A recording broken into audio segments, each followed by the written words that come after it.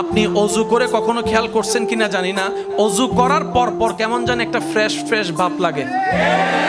যার যার লাগছে তারা বলেন ঠিক কিনা। অজু করার সাথে সাথে কেমন যেন একটা নিজেকে পবিত্র পবিত্র ভাব লাগে। তখন আর কারো সাথে ঝগড়া করতে ইচ্ছা, মারামারি করতে ইচ্ছা, গালাগালি করতে ইচ্ছা।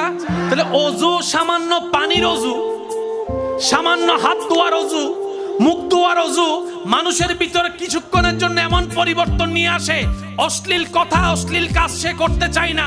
এইরকম পানির অজু করতে করতে যেদিন রবের দয়ায় আপনার উপর হয়ে যাবে, যেদিন আপনার মনের অজু হয়ে যাবে, সেদিন আপনি দেখবেন আব্দুল্লাহ থেকে সাধারণ বান্দা থেকে আল্লাহর বন্ধু ওলি আল্লাহ হয়ে যেতে পারেন। সুবহানাল্লাহ।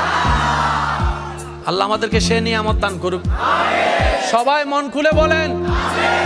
এবার নামাজের জন্য অজু আছে না নাই? অজুর মধ্যে উপকার, জোরে বলেন অজুর মধ্যে উপকার আছে। এবার আপনি নামাজের জন্য যে নিয়ত করলেন, নিয়তের মধ্যে উপকার। এবার আপনি যে নিয়ত করে তেলাওয়াত করলেন, তেলাওয়াতের মধ্যে উপকার। রুকু করার সময় অনেক সময় খেয়াল করবেন, রুকু পারফেক্টলি করতে গেলে আপনার এই হাঁটুর এই জায়গায় একটু টান খায়, ব্যথা লাগে।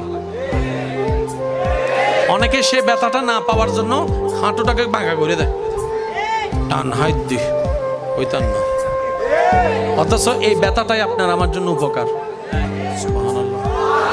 একটু জোরে বলি।